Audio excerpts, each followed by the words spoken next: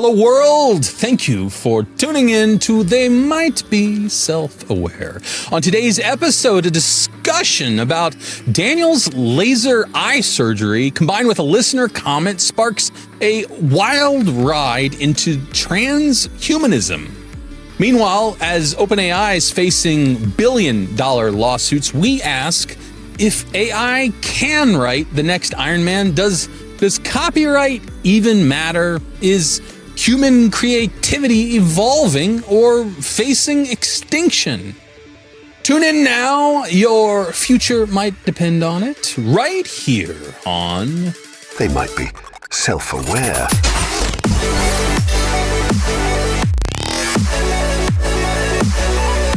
Daniel, do you consider yourself a transhumanist? Is that when you're describing yourself on like a job interview or right. to like a new person on this on the street that you meet? Does that ever enter into the conversation? I think we should probably define what transhumanism is first before we go any further. It could mean a lot of things. The first part of that word certainly means something to some people right now. That's not what we're talking about. Transhumanism, as in the transcending past what traditional humans is, into what something else. Are we talking cyborgs? Are we talking to like just floating ethereal consciousnesses?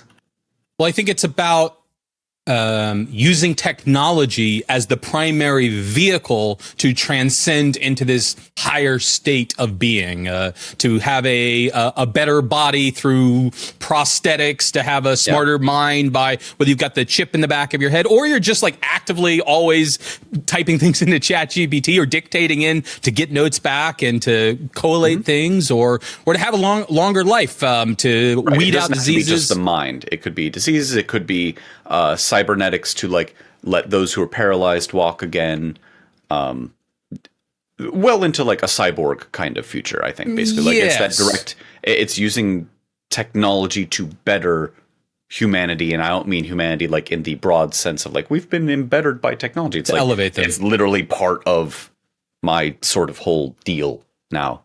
Right, and the belief that's I think the primary driver of getting to the next level, whatever that level may be. Of consciousness, of being, of impact.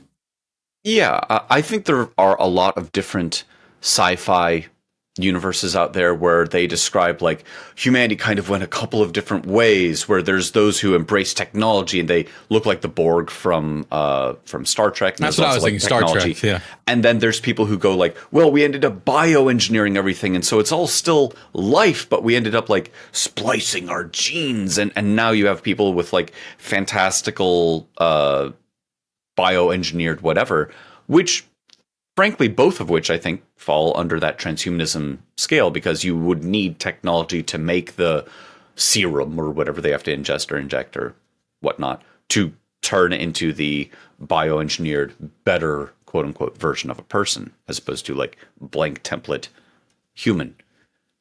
To answer your question, I think most people who have any kind of faith whatsoever in modern medicine and the science behind it have a smidge of transhumanism, because if we're ever going to take a cell replacement therapy for some kind of cancer, that to me is a transhumanist kind of experience. Anyone who is going to get laser eye surgery, which I've had, I got PRK, which apparently is a totally different thing from LASIK.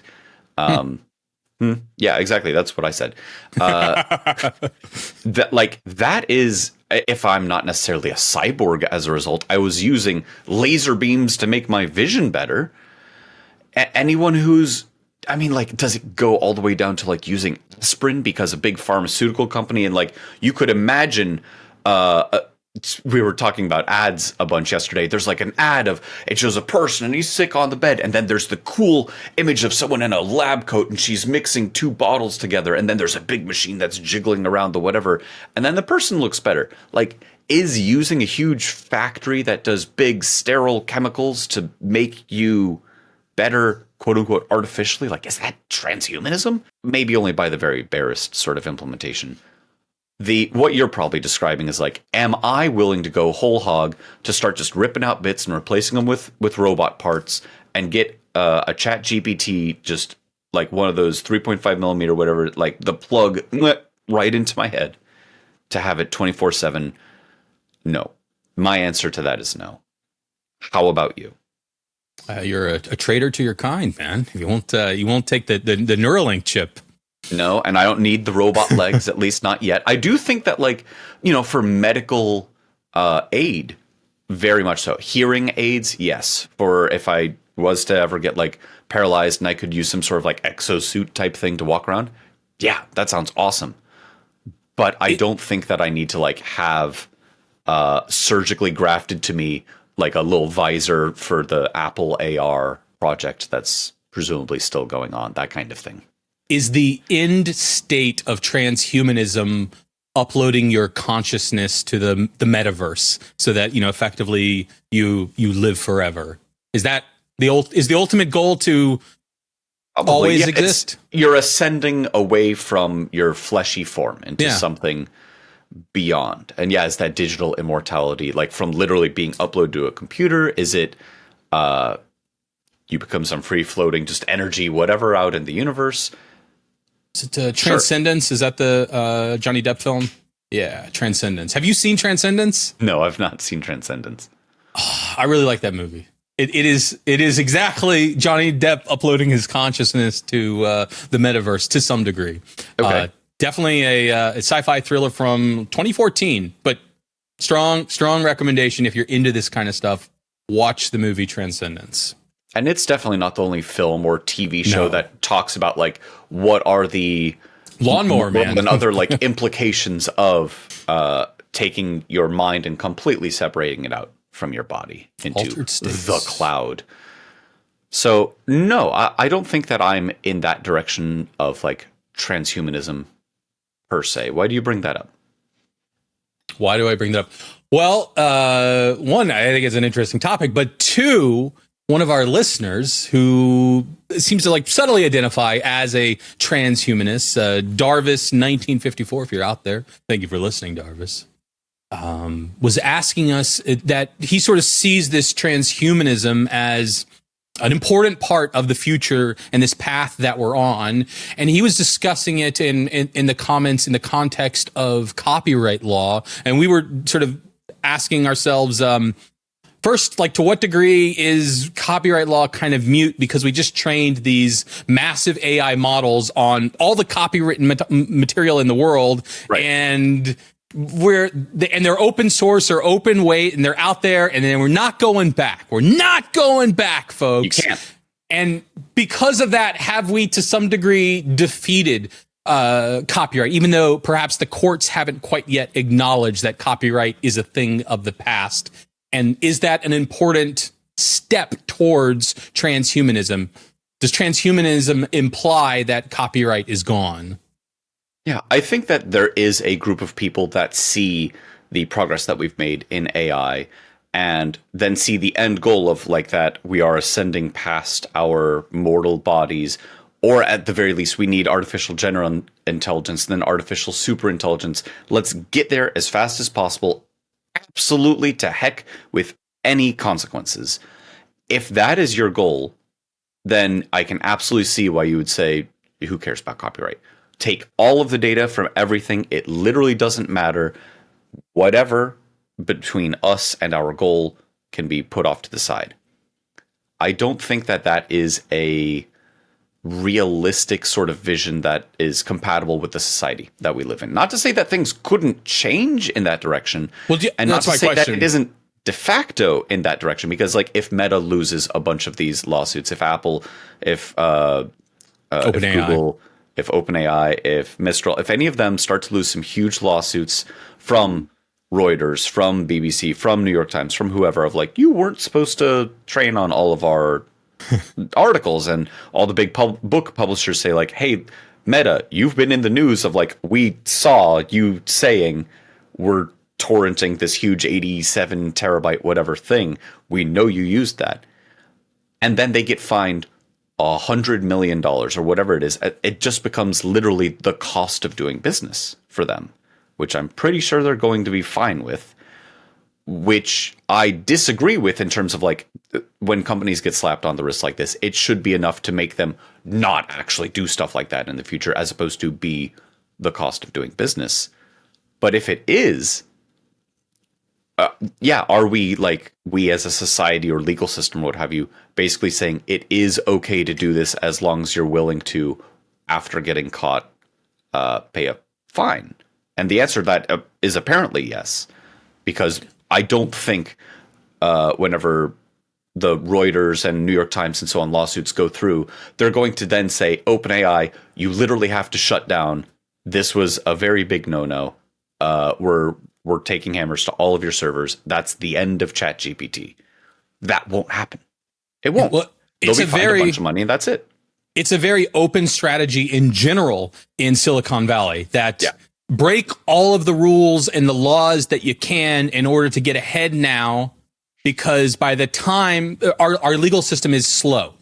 Yeah. To take advantage of that, go as fast as you can, get as much market dominance as you can. And then when lawsuits inevitably happen, and they're only going to happen if you're being successful, by the way, if no one notices you, you're not getting sued. So if you're wildly successful, and we have lots of really strong corporate protections, so the individuals at a corporation can often hide behind the corporate veil. At that point, you're going to be able to fight off and work to change these laws and try to persuade senators and get them on your side. Don't worry about that now. Don't worry about the legal and regulatory frameworks. It really is a win at all costs. And, lots of very important investors and leaders in Silicon Valley, I'm thinking of some of the Google CEOs, have been out there espousing this as like the strategy that you must take if you really want to win in today's landscape.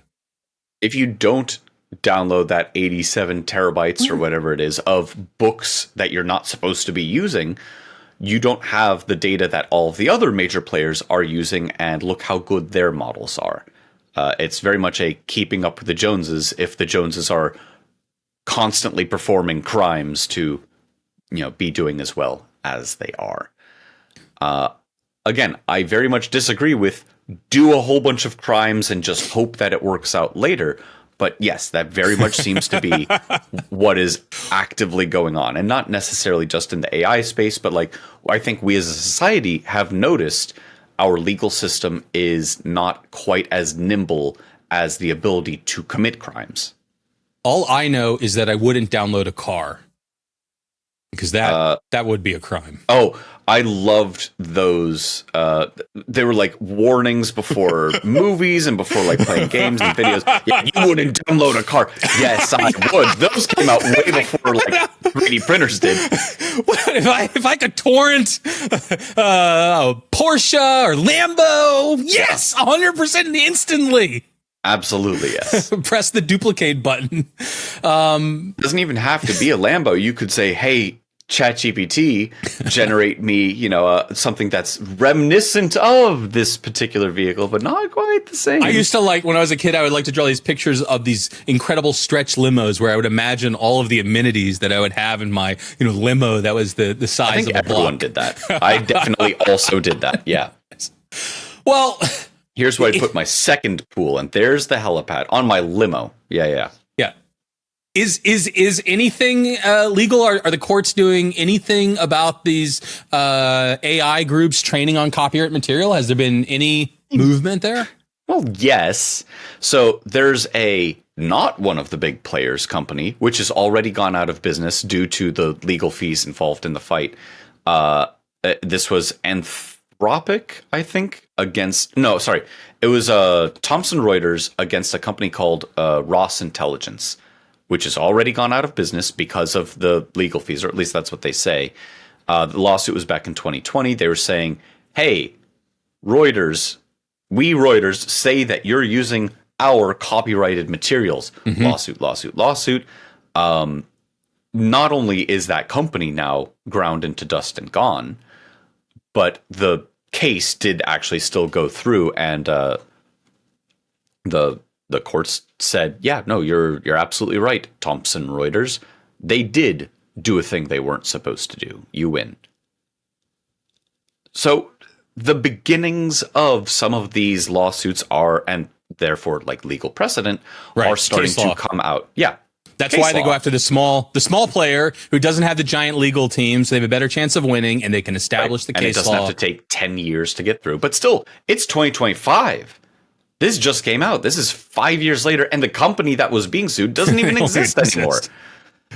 So now that that's gone through, does that speed up some of these other lawsuits by a year? And whenever some of these bigger ones come through and the AI companies inevitably lose, because they will, because they are definitely illegally using that data, they will then get to appeal and drag that through the next set of courts. And it's going to be more and more years. But hopefully more of these smaller companies are going to get properly smacked around for doing the illegal thing.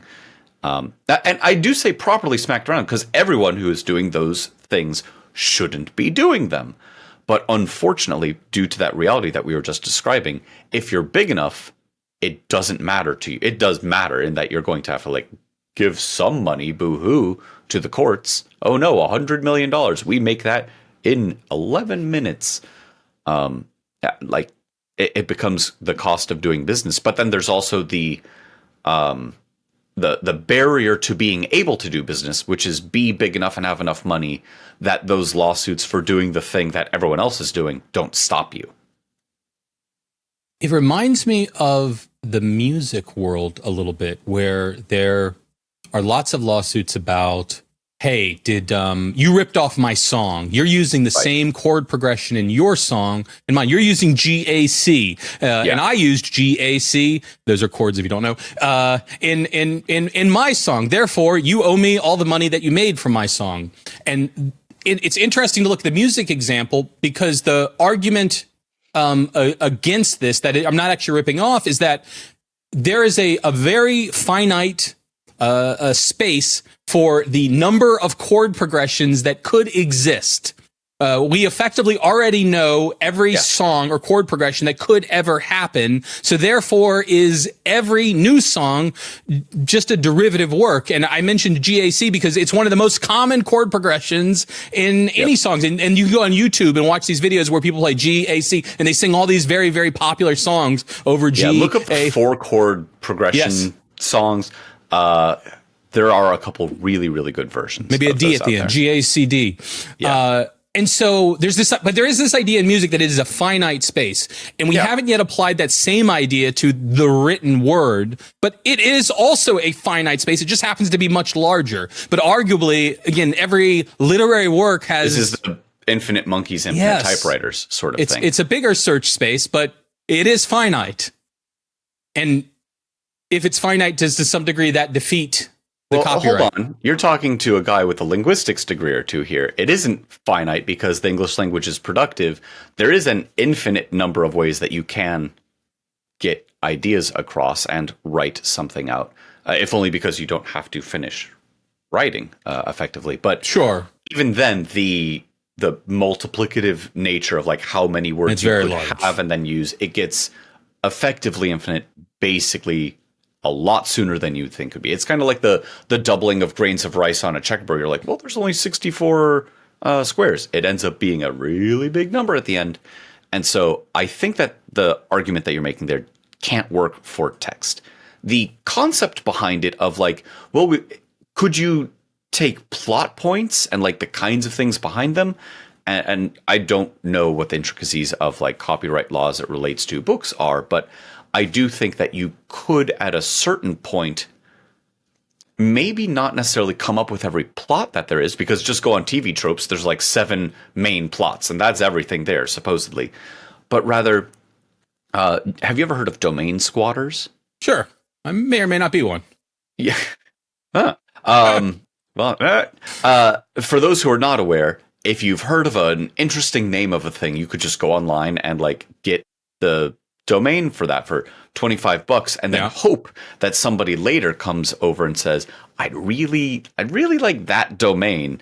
I'll buy it from you for $100, for $1,000, for $1,000,000. You mentioned a episode or two ago that AI.com used to redirect to the OpenAI folks. Now it redirects to DeepSeek.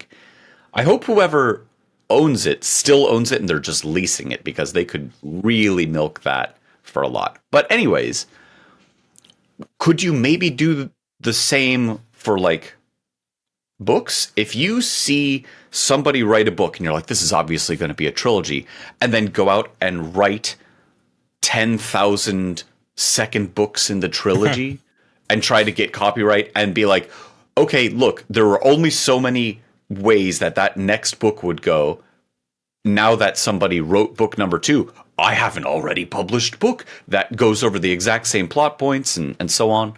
I don't know about like reusing the existing characters. Yeah, it's the characters. The author would own the characters unless they, gave those rights. Change the character names and so on. But like, sure, you can do a spin-off ripoff. Right. Could you do a ripoff, but by hitting all of the same sort of beats, you could then say, this person stole my work. I do think that is possible. Well, those lawsuits do happen a lot where in Hollywood, just like in the last episode, we did a spec ad for OpenAI, and they're called specs. So you can write a spec script, which is, hey, I have this great idea for a movie. I'm going to write the script, and then I'm going to shop it around. And you can write a spec script for the next Iron Man movie. I want to bring back Iron Man and make a new one. Right. And you can send it out, even though you don't have the rights to Iron Man. But if Marvel wants to purchase it, they could legitimately produce it. And so you're saying you just write fan fiction, send it to people, and maybe they'll give you a bunch of money for it. Maybe they'll give you a bunch of money for it. Or what if the next Iron Man, you had this idea that there'll be a scene where Iron Man battles 8 aliens all at once, and then the next Iron Man comes out, and there's a scene where Iron Man battles 8 aliens at once. And clearly they ripped you off, and clearly they owe you $1 billion. And so these lawsuits happen where I wrote a spec script. You read it because it was making the rounds, and you've ripped it off. And a lot of studios were like, we won't read spec scripts for that exact reason, because we want to have plausible deniability that we never saw your fan fiction. And, you can take that fan fiction and shove it. But it is a thing that people write stuff and then try to sue because it came out and it resembles something that they did. In the music world too, I made 5 songs for The Weeknd to perform, and I sent him my tape of here's ideas. And you know what? On his next album, there was a song about love and like riding a car fast, and it had a beat, and that basically matches my treatment where I said, you should write a song about love and you should be in a car, and I want to hit this like pounding beat.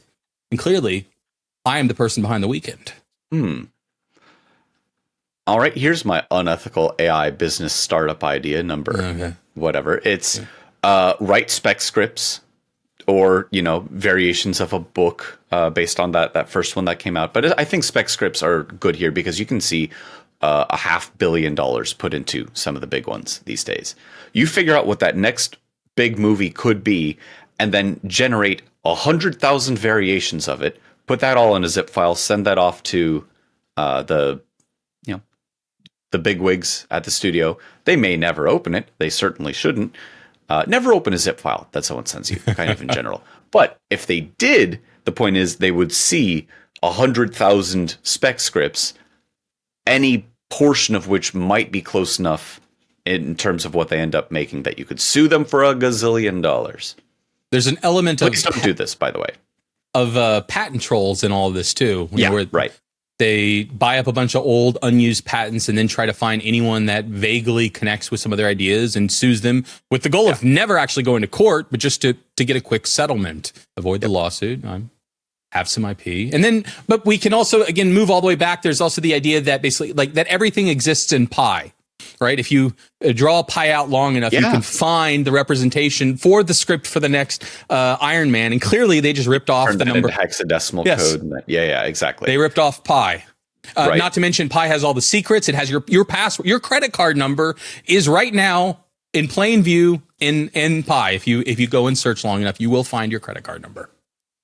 Yeah. There was when it was very popular for like the MPAA to be suing anyone who downloaded even a single movie or whatever online, there was a specific key that was used for like unlocking DVD players. DCSS or something. I used to have the shirt that had the key on it. Right. And the idea being that like you could go to jail for wearing the shirt because the courts ruled that this could not be displayed or anywhere online had to take it down. Right. But that a number could be illegal. The very tongue-in-cheek sort of things like someone found where that is in pi. Yes. And so like we cannot outlaw the number pi and like, oh, just look at these digits this far into it. I think whether or not the legal cases got knocked away or whatnot, everyone has kind of realized, okay, yeah, so you can't say this number is an illegal number. So if everyone has rights, everyone has rights to the number, and the number can translate back into the text, but everyone does not have rights to the text. I mean, we're not there yet, but I don't know. I don't know. Like, I'm just gonna say so if I was to draw on my own scrap of paper at home a picture of Mickey Mouse. I am not an artist, by the way, but suppose that I was, and I drew a really good version of Mickey Mouse, the earliest iteration of Mickey Mouse. That's now in the public domain.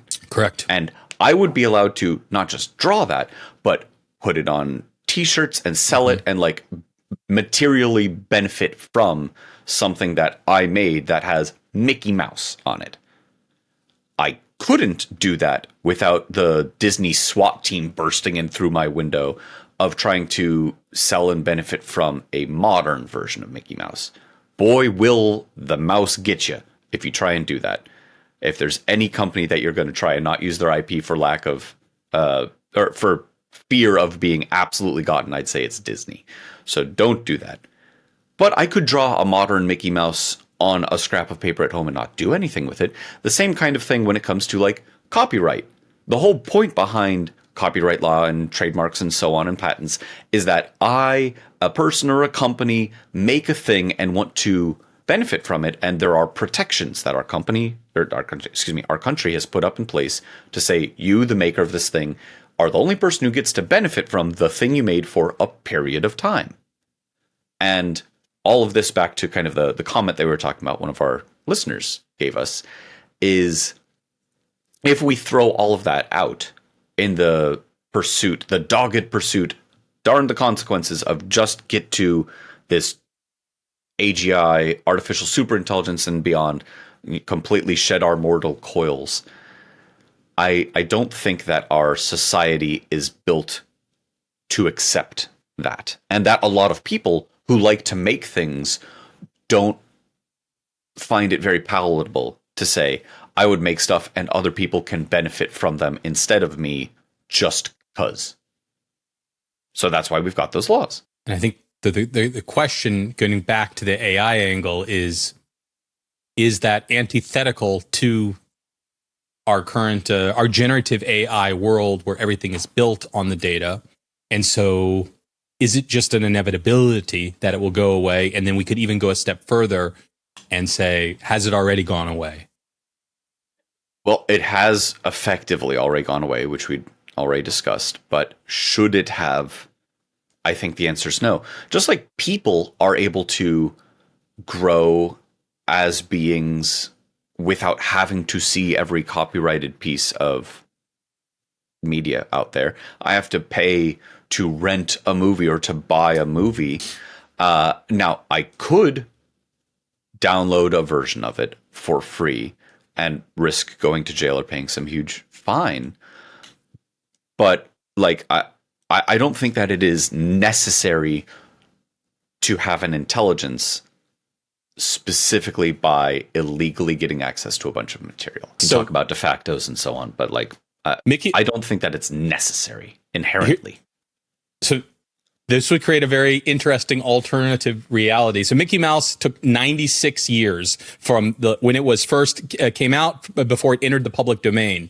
And so we could imagine a world where all of our AI models are trained on data 96 years ago. Like that's the cutoff. Like right now, if you ask the chat GPT, when was the last data you were trained on? It's usually like a year to 2 years ago. But imagine it was trained on everything up to 96 years. It doesn't know what happened in the last 96 years.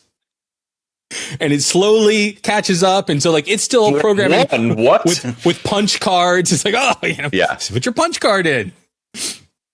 has no knowledge of anything past 96 years. And so the last 96 years is reserved for humans. And then the previous all of eternity is reserved or given access. The machines can have access to that part of history.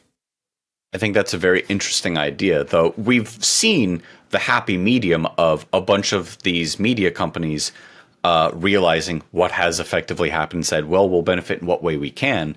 And that way that they can is making licensing agreements to the big AI companies of, you give us a bunch of money and now you're allowed to use our data. And everyone's, as they shake hands thinking like, I know you've already been using this, you rat such and such as, and the other guys are saying, we were going to do it anyways. But sure, here's your paltry couple of $1 million.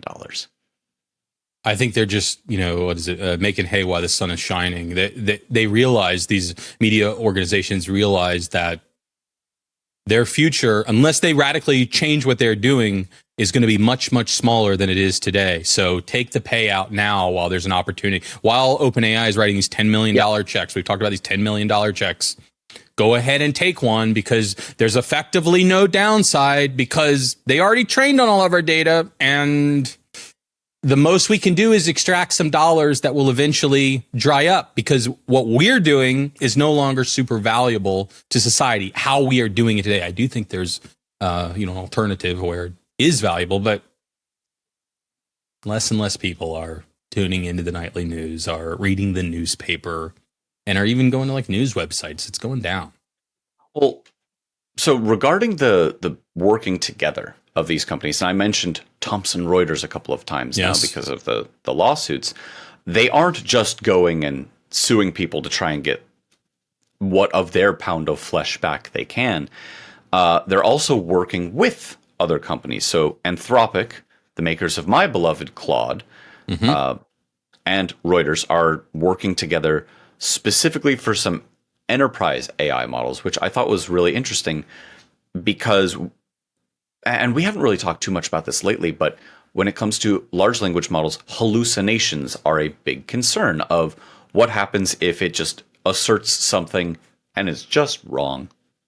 That's not great. Anthropic, the makers of Claude, have recently been, I think, kind of tripling down on not just we make good models, but rather we make good models and now can cite the sources of like where that comes from. And so this Reuters collab, I'm not 100% sure why it's Reuters, because I think of them as news, but still, this is for like a tax AI. The AI that is the AI, whatever. There's like a model being made in collaboration between these two that uses, it's like 150 years worth of data that Reuters had that I guess has to do with like taxes.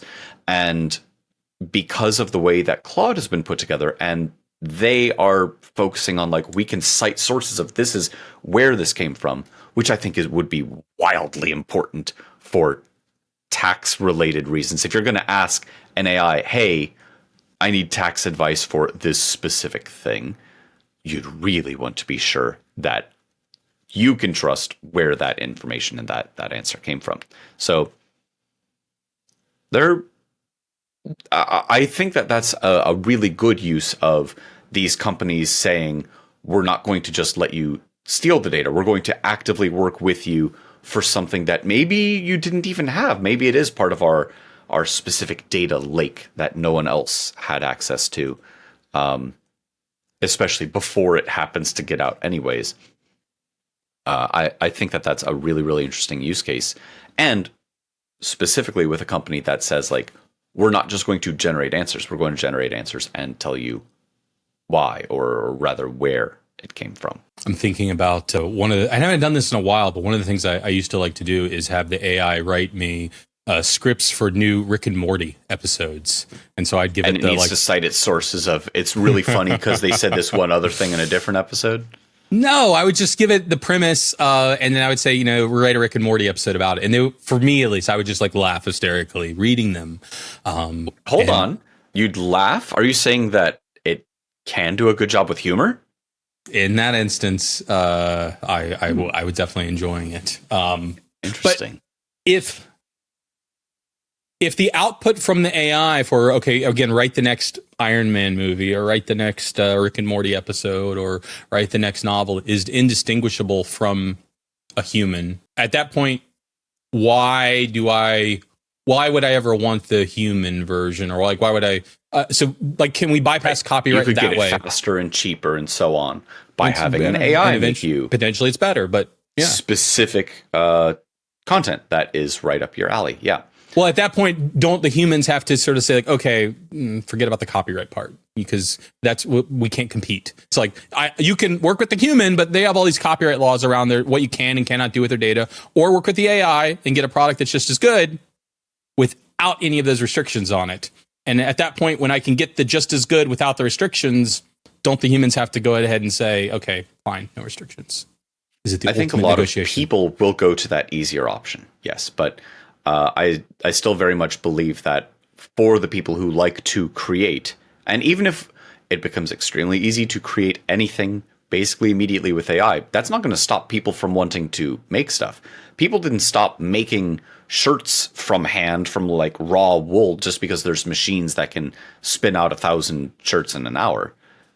There will always be people who want to create with their hands, whether it be a creative work or like a physical thing that you can hold on to or whatever it ends up being, a house.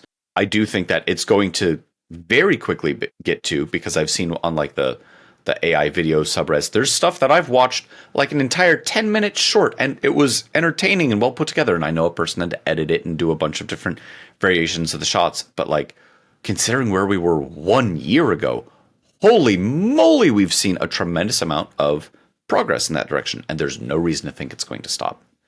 No. So back to your question, why wouldn't you just prefer that forever?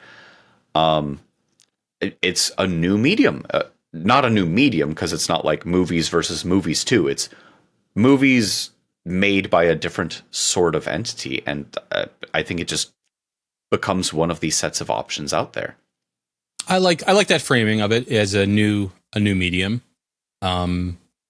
And it's competitive with the old medium, but it's new and it's different. And you can choose as a viewer, as a consumer, whether you enjoy it or not. You're saying there will not be an Amish GPT anytime soon. No, but almost the opposite of that is true. I don't remember which publisher it is, but there's a specific publisher that says we're going to have like a label of made by humans that you can put on that.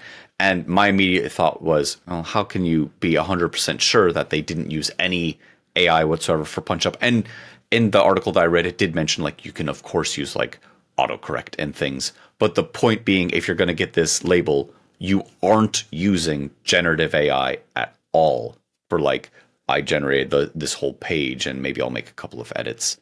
I think that's going to be very, very hard to make people stay adhering to and be sure of. But I do like the idea of kind of separating things out into a person is the primary place where this came from versus not. And we've seen that also in like US copyright law too. We're starting to see copywritten works that were, depending on how you look at it, made by an AI, as opposed to like a person had to be materially involved and like helped guide it and shape it. Does in-painting count? Apparently, yes, as opposed to it just made something completely on its own. So we have to make a distinction somewhere, or a variety of distinctions. Well, Darvis, if you're out there, if you're listening, hopefully we've given you a few things to think about. You basically got a whole episode. This episode brought to you by Darvis, 1954. And to all of our other listeners and watchers out there. Leave us leave a comment.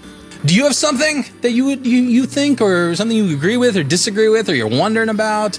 We enjoy the interaction. Post something, or just you can give us a little like, or maybe a dislike, but probably not. I'd stick with the likes.